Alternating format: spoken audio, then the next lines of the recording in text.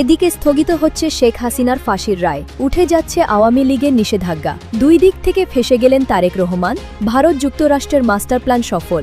কার্যক্রম নিষিদ্ধ থাকা আওয়ামী লীগের উপর থেকে নাকি নিষেধাজ্ঞা তুলে নিচ্ছে সরকার। দিল্লিতে শেখ হাসিনার সরাসরি লাইভ সংবাদ সম্মেলন, ঢাকায় ভারতের গোয়েন্দা সংস্থা র প্রধানের ঝটিকা সফর এবং প্রধানমন্ত্রী তারেক রহমানের সাথে ভারতীয় হাইকমিশনারের বৈঠক কি ইঙ্গিত দিচ্ছে? ওয়াশিংটন দিল্লির গোপন রূপরেখায় শেখ হাসিনার দণ্ড স্থগিত হচ্ছে। দক্ষিণ এশিয়ার ভূ রাজনীতিতে কি এক নজিরবিহীন ও অকল্পনীয় কূটনৈতিক খেলা শুরু হতে যাচ্ছে? শেখ হাসিনার প্রত্যাবর্তন ও সাজা স্থগিতের যৌথ এক কূটনীতিক চাল দিয়েছে ওয়াশিংটন এবং দিল্লি, যা এই সিদ্ধান্তের কারণে ঘুম হারাম হয়ে গেছে বাংলাদেশের বাঙ্গু এবং রাজাকার প্রতিনিধিদের এবং সরকারের। শেখ হাসিনার যে দণ্ডাদেশ সেটি স্থগিত হতে পারে, মানে আপনি ঠিক সেটাই কি মেন করতে চাচ্ছেন যে এই absolutely I won't be surprised যে এগুলো স্থগিত হতে পারে। শেখ হাসিনার নিরাপদ যাতায়াত মৃত্যুদণ্ড স্থগিতের বিষয়ে যুক্তরাষ্ট্র ভারত একমত হয়েছে। প্রথমে থাকা ভিডিও ক্লিপগুলো দেখেই বুঝতে পেরেছেন আজকের ভিডিওটি কতটা গুরুত্বপূর্ণ হতে যাচ্ছে এবং কোন বিষয়ের দিকে ইঙ্গিত করছে। তাই আজকের ভিডিওটি দেখলে বাংলাদেশের রাজনৈতিক সর্বশেষ পরিস্থিতি সম্পর্কে খুবই গুরুত্বপূর্ণ কিছু তথ্য পেয়ে যাবেন। ধৈর্য ধরে সম্পূর্ণ ভিডিওটি দেখার অনুরোধ রইল। তার আগে ছোট করে একটি অনুরোধ, আপনারা যদি এ ধরনের রাজনৈতিক ভিডিওগুলো দেখতে পছন্দ করে থাকেন অবশ্যই চ্যানেলটি সাবস্ক্রাইব করে পরবর্তী ভিডিওটি সবার আগে পাওয়ার জন্য বেল আইকনটি অল করে দিবেন। চলুন দর্শক, কথা না বাড়িয়ে একটি লাইক দিয়ে একে একে সেই ভিডিওগুলো দেখে আসি। হচ্ছে দক্ষিণ এশিয়ার ভূ রাজনীতিতে কি এক নজিরবিহীন ও অকল্পনীয় কূটনৈতিক খেলা শুরু হতে যাচ্ছে? যুক্তরাষ্ট্রের সবুজ সংকেত এবং ভারতের নিজস্ব জাতীয় নিরাপত্তার হিসেব নিকেশ, এই দুইয়ের মেলবন্ধনে কি বদলে যেতে চলেছে বাংলাদেশের রাজনৈতিক মানচিত্র? উত্তর পূর্ব ভারতের প্রখ্যাত গণমাধ্যম নর্থ ইস্ট নিউজে প্রকাশিত বাংলাদেশের সিনিয়র সাংবাদিক ইনায়েত কবিরের এক চাঞ্চল্যকর প্রতিবেদনে এমন কিছু বিস্ফোরক দাবি উঠে এসেছে যা ঢাকা থেকে দিল্লি, ওয়াশিংটন থেকে বেইজিং সর্বত্র তৈরি করেছে তোলপাড়। দাবি করা হচ্ছে বাংলাদেশের সাবেক প্রধানমন্ত্রী শেখ হাসিনাকে পূর্ণ নিরাপত্তা এবং মর্যাদা দিয়ে দেশে ফিরে আনার জন্য যুক্তরাষ্ট্র ও ভারত একটি সমঝোতায় পৌঁছেছে। শুধু তাই নয়, তার বিরুদ্ধে থাকা মৃত্যুদণ্ড ও অন্যান্য দণ্ড অন্তত 1 বছরের জন্য স্থগিত রেখে রাজনৈতিক পুনর্বাসনের একটি প্রস্তাব বাংলাদেশ সরকারের কাছে পাঠানো হয়েছে। এই মুহূর্তের এই বিশেষ বিশ্লেষণে আমরা কেবল এই ঘটনার উপর ভিত্তি করে উত্তর পূর্ব ভারতের প্রকাশিত এই রিপোর্টের প্রতিটি খণ্ডচিত্র, গোপন গোয়েন্দা সফর, আন্তর্জাতিক চুক্তির সমীকরণ এবং ভূ রাজনৈতিক অক্ষের বিস্তারিত ব্যবচ্ছেদ করব। না টেনে পুরো ভিডিওটি দেখুন, কারণ এই একটি খবরের ভেতরে লুকিয়ে আছে পুরো দক্ষিণ এশিয়ার আগামী দিনের ভবিষ্যৎ। ইনায়েত কবিরের করা নর্থ ইস্ট নিউজের প্রতিবেদনে কূটনৈতিক সূত্র উদ্ধৃত করে বলা হয়েছে, বিগত 2 সপ্তাহে মার্কিন ও ভারতীয় শীর্ষ কর্মকর্তারা বাংলাদেশ সরকারের অত্যন্ত উচ্চ পর্যায়ে এমনকি খোদ প্রধানমন্ত্রী তারেক রহমানের কাছেও এই সংক্রান্ত প্রস্তাব পৌঁছে দিয়েছেন। তারা ঢাকার কাছে এই প্রক্রিয়ায় পূর্ণ সহযোগিতা চেয়েছেন। এই কূটনৈতিক তৎপরতার মূল ভিত্তি তৈরি হয়েছে গত 10 ও 11 আগস্ট ভারতের জাতীয় নিরাপত্তা উপদেষ্টা অজিত দোভাল এবং দক্ষিণ ও মধ্য এশিয়া বিষয়ক মার্কিন বিশেষ দূত সার্জিও গোরের মধ্যস্থতায় অনুষ্ঠিত কয়েকটি বৈঠক থেকে। এই বৈঠকে একটি নির্দিষ্ট ফর্মুলা নিয়ে আলোচনা হয়। সেই ফর্মুলা অনুযায়ী শেখ হাসিনার ব্যক্তিগত মর্যাদা ও নিরাপত্তা অক্ষুণ্ণ রেখে তার বাংলাদেশে ফেরার পথ সুগম করা হবে। শর্ত হিসেবে তার বিরুদ্ধে দেওয়া মৃত্যুদণ্ড সহ অন্যান্য সব সাজা অন্তত 1 বছরের জন্য স্থগিত করার প্রস্তাব রাখা হয়েছে। তবে এই আলোচনায় একটি বড় অমীমাংসিত অধ্যায় রয়ে গেছে, তা হলো আওয়ামী লীগের ওপর থেকে রাজনৈতিক কর্মকাণ্ডের নিষেধাজ্ঞা প্রত্যাহার করা হবে কিনা। প্রতিবেদনে দাবি করা হয়েছে আওয়ামী লীগের ওপর থেকে এই নিষেধাজ্ঞা তোলার বিষয়ে এখনো কোনো চূড়ান্ত নিষ্পত্তি হয়নি। তবে আন্তর্জাতিক এই মধ্যস্থতা ক্ষমতাসীন বিএনপি এবং বর্তমানে নিষিদ্ধ ঘোষিত আওয়ামী লীগকে একটি অঘোষিত রাজনৈতিক পুনঃ সমঝোতা বা প্রসেস অফ রিকনসিলিয়েশনের দিকে চালিত করছে। তাহলে প্রশ্ন ওঠে, হঠাৎ করে ওয়াশিংটন কেন দক্ষিণ এশিয়া ইস্যুতে আবার দিল্লির চোখ দিয়ে বিশ্ব রাজনীতিকে দেখতে শুরু করলো? কেনই বা আমেরিকা ও ভারত একসাথে এই পদক্ষেপে নামলো? প্রতিবেদনে এর পেছনের কারণ হিসেবে একটি অত্যন্ত সংবেদনশীল ভূ রাজনৈতিক অক্ষের কথা উল্লেখ করা হয়েছে। যুক্তরাষ্ট্র এবং ভারত উভয় দেশই মনে করছে বাংলাদেশে কোনো গণতান্ত্রিক শাসন বহির্ভূত বা অগণতান্ত্রিক শক্তির উত্থান ঘটলে তা তাদের সামগ্রিক আঞ্চলিক নিরাপত্তা কৌশলের জন্য এক বিরাট হুমকি হয়ে দাঁড়াবে। আর এই আশঙ্কার মূল অনুঘটক হিসেবে কাজ করেছে সম্প্রতি তুরস্ক, পাকিস্তান এবং সৌদি আরবের মধ্যে সম্পাদিত একটি সামরিক সমঝোতা, যাকে প্রতিবেদনে মক্কা চুক্তি বলে অভিহিত করা হয়েছে। বলা হচ্ছে এই মক্কা চুক্তি মূলত ন্যাটোর আদলে গঠিত একটি যৌথ প্রতিরক্ষা ব্যবস্থা, যেখানে নীতি নির্ধারণ করা হয়েছে 3টি দেশের যে কোনো একটির উপর হামলা চালানো হলে তা 3 দেশের ওপরই হামলা হিসেবে গণ্য হবে। ভারতের প্রতিরক্ষা ও পররাষ্ট্র মন্ত্রণালয় এই মক্কা চুক্তিকে নিজেদের জাতীয় নিরাপত্তার জন্য সরাসরি সম্ভাব্য হুমকি হিসেবে দেখছে। আর এই চরম প্রেক্ষাপটেই অজিত দোভাল ও সার্জিও গোরের মধ্যে কূটনৈতিক আলাপ আলোচনা ত্বরান্বিত হয়েছে। ভারত ও যুক্তরাষ্ট্র চেয়েছে আঞ্চলিক ভারসাম্য যেন হাতছাড়া না হয়ে যায়। এই প্রেক্ষাপট তৈরির ঠিক পরপরই ঢাকায় ঘটে যায় এক চরম নাটকীয় ঘটনা। গত 9 এবং 10 অগস্ট ভারতের বহিরাগত গোয়েন্দা সংস্থা রয়ের প্রধান পরাগ জৈন একটি 4 সদস্যের উচ্চ পর্যায়ের প্রতিনিধি দল নিয়ে আকস্মিক ও গোপন সফরে ঢাকায় আসেন। বাংলাদেশের সামরিক গোয়েন্দা সংস্থা ডিজিএফআই এর আমন্ত্রণে এই সফরটি অনুষ্ঠিত হয়। পরাগ জৈনের সাথে থাকা প্রতিনিধি দলে ছিলেন অত্যন্ত প্রভাবশালী কর্মকর্তাগণ। এক অশ্বিন মুকুন্দ কোটনিস, তিনি ভারতীয় পুলিশ সার্ভিস আইপিএস এর একজন অভিজ্ঞ কর্মকর্তা, যার বাবা এমভি কোটনিস পূর্ব ভারতের গোয়েন্দা সংস্থায় শীর্ষ পদে দায়িত্ব পালন করেছেন। 2 রাহুল নেগি, 3 শৈবাল রায় চৌধুরী। ঢাকায় নেমে এই ভারতীয় গোয়েন্দা প্রতিনিধি দল বেশ কয়েকটি হাই প্রোফাইল বৈঠক করেন। তারা পৃথকভাবে বৈঠক করেন বাংলাদেশের স্বরাষ্ট্রমন্ত্রী সালাউদ্দিন আহমেদ এবং প্রধানমন্ত্রীর প্রতিরক্ষা উপদেষ্টা ব্রিগেডিয়ার জেনারেল অবসরপ্রাপ্ত ডক্টর AK শামসুল ইসলামের সাথে। এমনকি প্রতিনিধি দলের সদস্য শৈবাল রায় চৌধুরী স্বয়ং প্রধানমন্ত্রী তারেক রহমানের সাথেও সাক্ষাৎ করেন। এই সফরের সবচেয়ে কৌতূহলোদ্দীপক দিক হলো ঢাকায় আসা ঠিক আগেই প্রধান পরাগ জৈন চীন সফর করেছিলেন। বেইজিং সফর শেষ করেই সরাসরি ঢাকায় আগমন এবং এর পরের গোপন বৈঠকগুলো নির্দেশ করে শেখ হাসিনার নিরাপত্তা ও প্রত্যাবর্তন ইস্যুতে এক বিশাল আন্তর্জাতিক ছক কষা হচ্ছে। ভারত শেখ হাসিনার নিরাপদ প্রত্যাবর্তন ও নিরাপত্তার বিষয়টিকে সম্পূর্ণভাবে নিজেদের জাতীয় নিরাপত্তা স্বার্থের সাথে যুক্ত বলে মনে করে। প্রতিবেদনে বলা হয়েছে এই ইস্যুতে ভারতের সাউথ ব্লক কেবল ওয়াশিংটনের সাথেই নয়, বরং রাশিয়া এবং ইউরোপের বেশ কয়েকটি পরাশক্তি রাষ্ট্রের সাথেও সার্বক্ষণিক নিবিড় কূটনৈতিক যোগাযোগ বজায় রাখছে। এমনকি ভারতীয় এক কূটনৈতিক সূত্রের বরাত দিয়ে প্রতিবেদনে একটি বিস্ফোরক দাবি করা হয়েছে, চীন নাকি শেখ হাসিনার প্রত্যাবর্তন ও নিরাপত্তার বিষয়ে ভারতের এই কূটনৈতিক উদ্যোগকে সমর্থন জানিয়েছে। যদিও চীন বা ভারতের পক্ষ থেকে এই সমর্থনের গভীরতা ও রূপরেখা নিয়ে প্রকাশ্যে কোনো বক্তব্য দেওয়া হয়নি, তবে এটি স্পষ্ট যে শেখ হাসিনাকে ঘিরে বিশ্বের শীর্ষ শক্তিগুলোর মধ্যে একটি প্রচ্ছন্ন ঐক্যমত্য তৈরির চেষ্টা চলছে। এদিকে গত 5 অগস্ট নয়াদিল্লিতে আয়োজিত আন্তর্জাতিক সংবাদ সম্মেলনে শেখ হাসিনা প্রকাশ্যে বক্তব্য রাখেন এবং স্পষ্ট জানান তিনি আগামী ডিসেম্বরের মধ্যেই বাংলাদেশে ফিরে যাওয়ার আশা ব্যক্ত করছেন। তার এই প্রকাশ্য বার্তা বিশ্বজুড়ে আলোড়ন তোলে এবং আন্তর্জাতিক মহলে তার বিরুদ্ধে হওয়া বিচার প্রক্রিয়ার স্বচ্ছতা নিয়ে বিতর্ক জোরালো হয়। উত্তর পূর্ব ভারতের প্রভাবশালী গণমাধ্যম নর্থ ইস্ট নিউজের এই প্রতিবেদন যদি সত্যি হয়, তবে এটি ঢাকা, দিল্লি এবং ওয়াশিংটন এই 3 দেশের জন্যই এক অভূতপূর্ব কূটনৈতিক পরীক্ষার সূচনা করেছে। দিল্লির জন্য কি চ্যালেঞ্জ হতে পারে? ভারতকে একদিকে বাংলাদেশে বর্তমান সরকারের সাথে সম্পর্ক স্বাভাবিক রাখতে হচ্ছে, অন্যদিকে নিজেদের দীর্ঘদিনের মিত্র শেখ হাসিনা ও আওয়ামী লীগের রাজনৈতিক ভবিষ্যৎ রক্ষা এবং সীমানা কেন্দ্রিক নিরাপত্তা নিশ্চিত করতে হচ্ছে।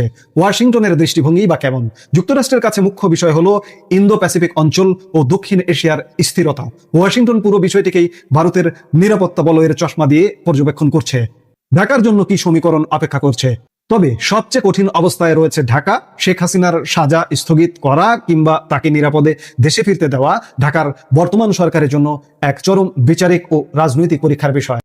কারণ এর সাথে জড়িয়ে আছে আদালতের রায় বাস্তবায়ন, দেশের অভ্যন্তরীণ আইন শৃঙ্খলা এবং গণ দাবির মুখ রক্ষা করার বিশাল দায়বদ্ধতা। ভিডিওর এই পর্যায়ে এসে আমাদের অবশ্যই অতি জরুরি একটি বিষয় পরিষ্কার মনে রাখতে হবে। নর্থ ইস্ট নিউজের প্রকাশিত এই বিস্ফোরক তথ্যের বিষয়ে এখনো যুক্তরাষ্ট্র, ভারত কিংবা বাংলাদেশ সরকারের পক্ষ থেকে কোনো প্রকার আনুষ্ঠানিক বা প্রাতিষ্ঠানিক অনুমোদন দেওয়া হয়নি। কোনো পক্ষই সাজা স্থগিত বা রাজনৈতিক দর কষাকষির বিষয়টি প্রকাশ্যে স্বীকার করেনি। তবে ঘটনার ক্রম অনুযায়ী সাজানো চিত্রপট, অজিত দোভাল ও মার্কিন দূতের রুদ্ধদ্বার বৈঠক, প্রধানের বেইজিং হয়ে আকস্মিক ঢাকা সফর, ডিজিএফআই ও স্বরাষ্ট্র মন্ত্রণালয়ের উচ্চ পর্যায়ের বৈঠক এবং আন্তর্জাতিক শক্তিবর্গের তৎপরতা প্রমাণ করে যে জল অনেক দূর গড়িয়েছে। দক্ষিণ এশিয়ার রাজনীতিতে শেখ হাসিনার ভবিষ্যৎ কেবল একটি অভ্যন্তরীণ আইনি প্রক্রিয়া নয়, বরং এটি এখন বিশ্ব ভূ রাজনীতির এক অন্যতম প্রধান কূটনৈতিক ঘটিতে পরিণত হয়েছে। এখন প্রশ্ন হচ্ছে যে যুক্তরাষ্ট্রের চাপ এবং ভারতের এই মধ্যস্থতায় কি সত্যি সত্যি বাংলাদেশে একটি নতুন রাজনৈতিক মেরুকরণ ঘটতে যাচ্ছে? এ অবস্থায় এখন যখন একের পর এক নানা ঘটনা ঘটে যাচ্ছে, তাতে শেখ হাসিনা যে ডিসেম্বরে দেশে ফিরবেন বলেছেন, ডিসেম্বরের মধ্যে দেশে ফিরবেন বলেছেন, সেটা যে অনেক হিসাব নিকাশ, অনেক রকম ভূরাজনৈতিক সমীকরণ মিলিয়েই এই সিদ্ধান্তটা নেওয়া হয়েছে, ঘোষণাটা দেওয়া হয়েছে, সেটা আরও স্পষ্ট হয়ে উঠছে। দীনেশ ত্রিবেদী আর প্রধানমন্ত্রী নরেন্দ্র মোদী যখন বাংলাদেশ নিয়ে বৈঠক করছেন, সেদিনই আবার ট্রাম্পের দক্ষিণ ও মধ্য এশিয়া বিষয়ক বিশেষ দূত সার্জিও গোর, যিনি ভারতে নিযুক্ত মার্কিন যুক্তরাষ্ট্রের রাষ্ট্রদূত বটে, তিনি সাক্ষাৎ করেছেন ভারতের জাতীয় নিরাপত্তা উপদেষ্টা অজিত দোভালের সঙ্গে। বাংলাদেশ ভারত সম্পর্কটাকে কিন্তু 2024-এর আগস্টের পর থেকে আর ভারতের পররাষ্ট্র মন্ত্রণালয় দেখে না, দেখা হয় ভারতের প্রধানমন্ত্রী নরেন্দ্র মোদীর দফতর থেকে সরাসরি ভারতের জাতীয় নিরাপত্তা উপদেষ্টা অজিত দোভালের তত্ত্বাবধানে। মানে ভারত সম্পূর্ণত বাংলাদেশ ভারত সম্পর্কটাকে 24-এর আগস্টের পর থেকে নিরাপত্তার লেন্স দিয়ে দেখতে শুরু করেছে এবং ভারত মনে করছে যেই নির্বাচিত সরকারের জন্য তারা অপেক্ষা করছিল সম্পর্কটাকে স্বাভাবিকীকরণের জন্য, মানে শেখ হাসিনা দিল্লিতে আছেন, এই বিষয়টাকে পাশে রেখে যে সরকার একটা স্বাভাবিক সম্পর্ক গড়ে তুলতে পারবে, তারেক রহমান সরকার, বিএনপি সরকার যেই প্রতিশ্রুতির কারণে তারা তারেক রহমানের বাংলাদেশ আসবার বিষয়ে মার্কিন যুক্তরাষ্ট্র, বাংলাদেশের সেনাবাহিনী সহ একমত হলো এবং যেটাকে ভারত ভীষণভাবে সমর্থন দিল, যে কারণে তারেক রহমান নির্বাচনে বিজয়ী হওয়ার পর প্রধানমন্ত্রী মোদী সবচেয়ে আগে উচ্ছ্বাস প্রকাশ করে তাকে ব্যক্তিগতভাবে ফোন করে ফেললেন। প্রধানমন্ত্রী হিসেবে তারেক রহমান যেদিন শপথ নিলেন সেদিনই প্রধানমন্ত্রী মোদী তাকে দাওয়াতপত্র পাঠালেন স্ত্রী কন্যা নিয়ে ভারত সফর করার। সেই তারেক রহমান সরকার আসবার পরেও তিনি প্রতিশ্রুতি অনুযায়ী কিছুই করলেন না এবং তিনি আওয়ামী লীগের উপর নিষেধাজ্ঞার যে প্রজ্ঞাপন ইউনূস সরকার জারি করে রেখে গিয়েছিল সেটাকে আইনে পরিণত করলেন এবং শেখ হাসিনার দেশে ফিরে যাওয়ার বা তার ন্যায় বিচার পাওয়ার কোনো ব্যবস্থা করলেন না। আওয়ামী লীগের নেতা কর্মী সমর্থকদের সারা দেশ জুড়ে যে ঢালাও মামলা চলছে সে মামলার কোনো নিরসন করলেন না, কাউকে জামিন দেওয়ার ব্যবস্থা করলেন না, মানে আদালতটাকে রাজনৈতিকভাবে পরিচালিত হতে দিলেন, আওয়ামী লীগের কার্যক্রম নিষিদ্ধ করে রাখলেন, শেখ হাসিনার দেশে ফেরার পথ রুদ্ধ করলেন। সেই তারেক রহমানের সঙ্গে যে আসলে ভারত সরকারের শেষ পর্যন্ত কোনো বনিবনা হবে না, অবশেষে ভারত সরকার সেটা একরকমের বুঝতে পেরেছে। নিরাপত্তা উপদেষ্টা অজিত দোভাল বিশেষভাবে এই বিষয়ে ভীষণ একটা কঠোর অবস্থান নিয়েছেন। 2026-এ নির্বাচিত হয়ে আসার পরেই যখন তারেক রহমান সরকার রাজনৈতিকভাবে আওয়ামী লীগকে নিষিদ্ধ করে রাখার আইনটা পাশ করে ফেললো, অজিত দোভাল আগে থেকে এই ব্যাপারে খুব সাবধানী ছিলেন, কারণ ভারতের ভেতরে তারেক রহমান সরকারে আসলে জামায়াতকে পাশ কাটিয়ে একটা খুব বন্ধুত্বপূর্ণ সম্পর্ক গড়ে উঠবে বিএনপি সরকারের সঙ্গে মোদী সরকারের, সেটা নিয়ে ভারতের ভেতরে কিন্তু একটা মহলের উচ্ছ্বাস খুবই কম ছিল। তারা বারবার এই তারেক রহমানের তত্ত্বাবধানে, দেখভালে এবং এই তারেক রহমানের মদতে যে এক রকমের বাংলাদেশে ভারতের উত্তর পূর্বাঞ্চলীয় রাজ্য আসামের বিচ্ছিন্নতাবাদী গোষ্ঠীর জন্য 10 ট্রাক অস্ত্র আনা হয়েছিল সেই কথাটা বারবার মনে করাচ্ছিলেন। কিন্তু তবু প্রধানমন্ত্রী মোদীর সরকার আশা করেছিলেন প্রধানমন্ত্রী হওয়ার পর প্রধানমন্ত্রী তারেক রহমান একটা স্থিতিশীলতার দিকে যাবেন, একটা অন্তর্ভুক্তিমূলক রাজনৈতিক পরিবেশের দিকে যাবেন এবং নিরাপত্তা উপদেষ্টা ভারতের অজিত দোভাল তার আরেকটা যে বিশেষ উদ্বেগ যে সারা বাংলাদেশ জুড়ে পাকিস্তানের গোয়েন্দা সংস্থা ISI ভীষণ রকম তৎপরতা শুরু করেছে। 24-এর আগস্ট থেকে যে জঙ্গিরা ছাড়া পেয়ে ঘুরে বেড়াচ্ছে তারা ক্রমাগতভাবে সংগঠিত হচ্ছে। তারেক রহমান সরকারের প্রতি প্রত্যাশা ছিল যে সীমান্তবর্তী অঞ্চলে, ভারত বাংলাদেশ সীমান্তবর্তী অঞ্চলে যেমন পাকিস্তানের মদতপুষ্ট ওই জঙ্গি শিবিরগুলো বন্ধ করতে তারেক রহমান সরকার সক্রিয় হবেন, তেমনি সারা বাংলাদেশ জুড়েই তারা এই জঙ্গি তৎপরতায় একটা লাগাম টেনে ধরতে চাইবেন। এর কোনোটাই তারেক রহমান সরকার এখন পর্যন্ত করেন নাই। কাজেই ভারত এখন সরাসরি নিরাপত্তা উদ্বেগের অবসান চায় এবং সেটা তারা মার্কিন যুক্তরাষ্ট্রকে খুব স্পষ্ট করে বলে দিয়েছে। সার্জিও গোরের সঙ্গে অজিত দোভালের যে বৈঠকটা হয়েছে দিল্লিতে, সেই বৈঠকের পর সার্জিও গোর এক্স হ্যান্ডেলে স্ট্যাটাস দিয়েছেন এবং সেখানে তিনি বলেছেন যে এই দিল্লিতে এই তাদের মধ্যকার এই আলাপটা খুবই ফ্রুটফুল হয়েছে, সফল হয়েছে এবং তিনি বলেছেন যে জাতীয় নিরাপত্তা উপদেষ্টা অজিত দোভালের সঙ্গে তারা মূলত আলাপ করেছেন ভারত যুক্তরাষ্ট্রের মধ্যকার কৌশলগত সহযোগিতার বিষয়টা নিয়ে আরো কিভাবে গভীর করা যায় এই কৌশলগত অংশীদারিত্ব। এবং তিনি বলেছেন ওই এক্স হ্যান্ডেলের স্ট্যাটাসে যে ভারত এবং যুক্তরাষ্ট্রের গভীর অংশীদারিত্ব, ক্লোজ পার্টনারশিপ অত্যন্ত গুরুত্বপূর্ণ বিশ্বের নিরাপত্তা চ্যালেঞ্জগুলো মোকাবেলায়, কারণ ভারত এবং যুক্তরাষ্ট্রের অনেকগুলো নিরাপত্তা লক্ষ্যই এক। এই যে পরিস্থিতিটাতে ভারত আর যুক্তরাষ্ট্র পৌঁছেছে, মানে যুক্তরাষ্ট্র যে ভারতের কথা শুনতে শুরু করেছে, সেক্ষেত্রে ইরান যুদ্ধ একটা বিরাট ভূমিকা রেখেছে। পুরো 2025 জুড়ে ভারত একরকমের পর্যুদস্ত ছিল ট্রাম্প প্রশাসনের হঠাৎ নেওয়া নানা সিদ্ধান্তে, মানে পাল্টা শুল্ক আরোপ থেকে শুরু করে এত রকম কিছু বিধিনিষেধ ভারতের উপর আরোপ করেছেন এবং এত রকম হুমকি দেওয়ার চেষ্টা করেছেন প্রেসিডেন্ট ট্রাম্প মোদী সরকারকে, যে মোদী সরকার এক রকমের যুক্তরাষ্ট্র নিয়ে কি করবে বুঝে উঠতে পারছিল না। তারপর আবার যুক্তরাষ্ট্রের বাইডেন সরকার হাসিনা সরকারের পতন ঘটিয়েছে। কাজেই সেই রেজিম চেঞ্জ অপারেশনটা যুক্তরাষ্ট্রের সরাসরি সম্পৃক্ততায় হওয়ার পর বাংলাদেশ প্রসঙ্গে যুক্তরাষ্ট্রকে দলে নিয়ে আসতেও ভারতের সময় লেগে গেছে। তবে প্রেসিডেন্ট ট্রাম্প আবার শুরু থেকেই বাংলাদেশ প্রসঙ্গটা কিন্তু প্রধানমন্ত্রী মোদীর ওপর ছেড়ে রেখেছিলেন। 2025-এর ফেব্রুয়ারিতে তিনি দায়িত্ব গ্রহণের পরে এই ওয়াশিংটনে যখন প্রধানমন্ত্রী মোদী যান, তখন সাংবাদিকের প্রশ্নের উত্তরে প্রেসিডেন্ট ট্রাম্প বলেছিলেন যে বাংলাদেশের বিষয়টা তিনি প্রধানমন্ত্রী মোদীর ওপরেই ছেড়ে রাখতে চান। কিন্তু ভারত যুক্তরাষ্ট্রের সম্পর্কটা কিছুতেই স্থিতিশীল হচ্ছিল না। ইরান যুদ্ধের পরিস্থিতিতে যখন ভারত রাশিয়া চীনের সঙ্গে গিয়ে আরো মৈত্রীর সম্পর্ক গড়ে তুললো এবং ভারত রাশিয়া চীন এমন একটা মার্কিন বিরোধী জোট হলো যারা ইরান থেকে তেল কেনে এবং যারা মার্কিন যুক্তরাষ্ট্রের শুল্ক আরোপের এসব হুমকিতে একেবারেই ভয় পায় না, এবং ভারত যখন আরো বেশি মাত্রায় মার্কিন বিরোধী যে জোটগুলো, ধরুন ব্রিক্সকে শক্তিশালী করার দিকে আরো মনোযোগী হয়ে উঠলো, তখন কিন্তু আবারও যুক্তরাষ্ট্র ভীষণভাবে ভারতপন্থী হয়ে ওঠার দিকে মনোযোগ দিয়েছে। মানে মার্কো রুবিও দৌড়ে এসে হঠাৎ সফর করে গেলেন সবে, আবার বলেছেন এবছরের শেষে আসবেন, যাতে 2027-এর শুরুতে প্রেসিডেন্ট ট্রাম্প ভারত সফর করে যেতে পারেন। আর সার্জিও গোর প্রায়শই প্রেসিডেন্ট ট্রাম্প আর মোদির মধ্যে ফোন লাগিয়ে দিচ্ছেন এবং প্রেসিডেন্ট ট্রাম্প মোদিকে কত ভালোবাসেন সে বিষয়টা নিয়ে প্রায়শই ভারতীয় সংবাদ মাধ্যমে সাক্ষাৎকার দিচ্ছেন। কাজেই এই যে সার্জিও গোর অজিত দোভালের সঙ্গে সাক্ষাৎ করে বললেন এমন একটা সময়ে যে গ্লোবাল সিকিউরিটি চ্যালেঞ্জগুলো, বিশ্বের নিরাপত্তার যে চ্যালেঞ্জগুলো ভারত বোধ করে, মার্কিন যুক্তরাষ্ট্র সেটা বোধ করে, এবং তারা দুজনে মিলে তাদের কৌশলগত সহযোগিতা আরো বৃদ্ধির মাধ্যমে সেই বৈশ্বিক নিরাপত্তা চ্যালেঞ্জগুলো মোকাবেলা করতে চায়, সেক্ষেত্রে ভারত খুব স্পষ্টভাবে এই অঞ্চলের নিরাপত্তা রক্ষায় যে বাংলাদেশের সঙ্গে চীনের মাখামাখির চাইতেও বাংলাদেশে ইসলামপন্থার বিকাশ, বাংলাদেশে চরমপন্থার বিকাশ, বাংলাদেশে জঙ্গিবাদের বিকাশ এবং বাংলাদেশ আর পাকিস্তানের মধ্যকার অতি মৈত্রী নিয়ে ভারতের যে উদ্বেগ, সেটা মার্কিন যুক্তরাষ্ট্রকে বুঝিয়ে ফেলেছে। ভারত রাশিয়া চীন সহ বাংলাদেশে বড় বিনিয়োগকারী যে দেশগুলো আছে, জাপানের সঙ্গেও ভারতের মৈত্রী এখন একটা অন্য মাত্রায় গেছে। এই ইরান যুদ্ধ শুরু হওয়ার পর এই সময়টায় ভারত রাশিয়া চীন জাপান সহ দেশগুলোকে বুঝিয়েছে যে কারো বিনিয়োগ বাংলাদেশে আর স্থিতিশীল থাকবে না, কারো বিনিয়োগ বাংলাদেশে নিরাপদ থাকবে না যদি বাংলাদেশে একটা স্থিতিশীলতা প্রতিষ্ঠা না করা যায়। যখন সার্জিও গোর অজিত দোভাল বৈঠক করছেন, তখনও কানাডা তার অধিবাসীদেরকে আরো উচ্চ সতর্কতা বাংলাদেশ ভ্রমণ সম্পর্কে জারি করে স্পষ্ট করে বলেছে যে 2024-এর আগস্টের পর থেকে বাংলাদেশের পরিস্থিতি এত অস্থিতিশীল যে কোনো ছোট ঘটনাও বড় ধরনের প্রাণঘাতী ঘটনায় পরিণত হতে পারে। বেশিরভাগ দেশেরই কিন্তু ট্রাভেল অ্যাডভাইজারি, ভ্রমণ সতর্কতায় বাংলাদেশের সিচুয়েশনটা, বাংলাদেশের পরিস্থিতিটা এই অবস্থায় আছে।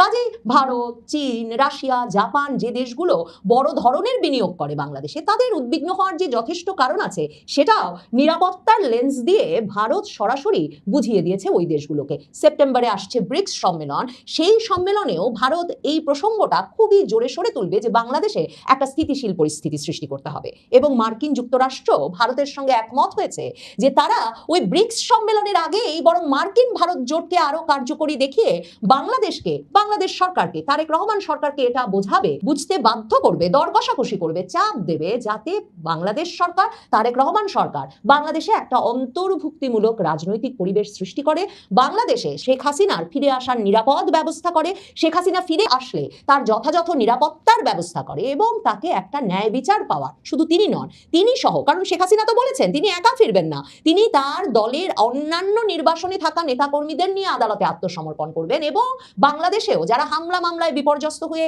বিভিন্ন জায়গায় আত্মগোপনে আছেন তারাও এসে তার সঙ্গে আত্মসমর্পণ করবেন। মার্কিন যুক্তরাষ্ট্র ভারত একমত হয়েছে এবং তারা একত্রে সে কাজ শুরু করেছে যে বাংলাদেশের নিরাপত্তা, এই অঞ্চলের নিরাপত্তার জন্য খুবই গুরুত্বপূর্ণ হচ্ছে বাংলাদেশে আওয়ামী লীগের রাজনৈতিক কার্যক্রমের নিষেধাজ্ঞা তুলে নেওয়া এবং শেখ হাসিনার নিরাপদে দেশে ফেরার পর তার এবং আওয়ামী লীগ নেতা কর্মী সমর্থকদের জন্য ন্যায় বিচার পাওয়ার ব্যবস্থা করা। এখন বল সরাসরি প্রধানমন্ত্রী তারেক রহমানের কোর্টে, তাকে খুব শিগগিরই এই সিদ্ধান্ত নিতে হবে যে আঞ্চলিক নিরাপত্তা নিশ্চিতে তিনি মার্কিন যুক্তরাষ্ট্র এবং ভারতের পরামর্শ মোতাবেক একটা অন্তর্ভুক্তিমূলক রাজনৈতিক পরিবেশ সৃষ্টির পথে হাঁটবেন, নাকি মার্কিন যুক্তরাষ্ট্র কিংবা প্রতিবেশী ভারতের সঙ্গে একটা সরাসরি সংঘাতের দিকে হাঁটবেন। তবে সে সংঘাতে তিনি সম্ভবত কাউকেই পাশে পাবেন না।